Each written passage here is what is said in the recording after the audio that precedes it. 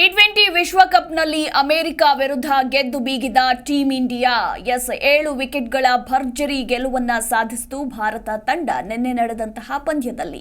ಇನ್ನು ಈ ಮೂಲಕ ಸೂಪರ್ 8 ಹಂತಕ್ಕೆ ಅರ್ಹತೆ ಪಡೆದಿದೆ.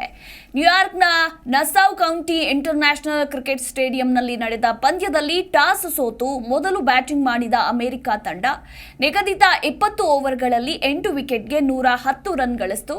ಗೆಲುವಿಗೆ 111 ರನ್ಗಳ ಗುರಿ ಬೆನ್ನಟ್ಟಿದ್ದ ಭಾರತ ಸೂರ್ಯಕುಮಾರ್ ಯಾದವ್ ಮತ್ತು ಶಿವಂ ದುಬೆ ಅವರ ಅದ್ಭುತ ಜೊತೆಯಾಟದ ನೆರವಿನಿಂದ 18.2 ಓವರ್ಗಳಲ್ಲಿ 3 ವಿಕೆಟ್ಗೆ 111 ರನ್ ಗಳಿಸಿ ಜಯಭೇರಿ ಬಾರಿಸಿತು. ಈ ಪಂದ್ಯಾವಳಿಯಲ್ಲಿ ಆಡಿದ 3 ಪಂದ್ಯಗಳಲ್ಲಿ 3 ಗೆಲ್ಲುವ ಮೂಲಕ ಭಾರತ 6ನೇ ಅಂಕಗಳೊಂದಿಗೆ ಎ ಗುಂಪಿನಲ್ಲಿ ಅಗ್ರಸ್ಥಾನದಲ್ಲಿ ಮುಂದುವರೆದಿದೆ. ಇನ್ನು ಅಮೆರಿಕ ತಂಡ 2ನೇ ಸ್ಥಾನದಲ್ಲೇ ಉಳಿದಿದೆ. ಭಾರತ ಪರ ವಿರಾಟ್ ಕೊಹ್ಲಿ ಮತ್ತು ರೋಹಿತ್ ಶರ್ಮಾ ಮತ್ತೊಮ್ಮೆ ಉತ್ತಮ ಆರಂಭ ನೀಡಲು ವಿಫಲರಾದರು. ವಿರಾಟ್ ಕೊಹ್ಲಿ ಡಕ್ಔಟ್ ಆದರೆ ನಾಯಕ ರೋಹಿತ್ ಶರ್ಮಾ ಕೇವಲ 3 ರನ್ಗಳಿಗೆ ಔಟ್ ಆದರು. ನಂತರ ಬಂದ ರಿಷಬ್ ಪಂತ್ 30 ಎಸೆತಗಳಲ್ಲಿ 1 ಬೌಂಡರಿ ಹಾಗೂ 1 ಸಿಕ್ಸರ್ ಮೂಲಕ 18 ರನ್ ಗಳಿಸಿ ಬೌಲ್ಡ್ ಆದರು.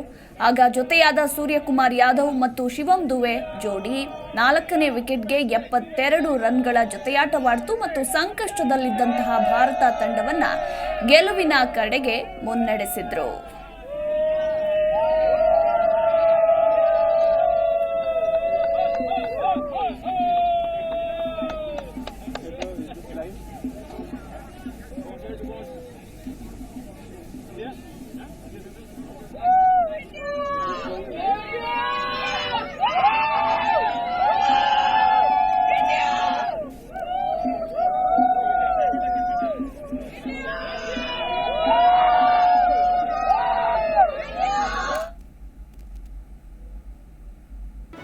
ಜಿ ಕನ್ನಡ ನ್ಯೂಸ್ ಈಗ ನಿಮ್ಮ ಮನೆಯಲ್ಲೇ ನೋಡಿ.